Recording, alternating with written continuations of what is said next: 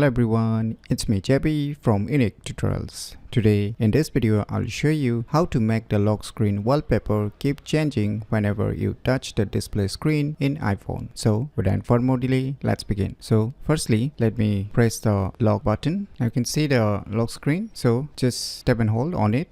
So now you can see here one plus icon on the right bottom, just click on it. Now on the above you can see here one option written photo shuffle, just click on it. And now you will see here two options, choose photos manually or you can choose the album also. So I will choose photos manually here. Now select the photos that you want to select, just tap and hold on each wallpaper and click on select and keep selecting how many wallpaper you want to set. So once you're done, you can see on the right top corner add, just click on it. And now here you can see one icon, just click on it.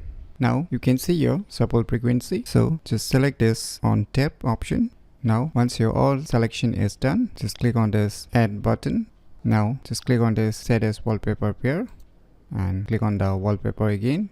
Now if I click on this wallpaper, now you can see every time I keep tapping, the wallpaper keep changes. Now you can see here.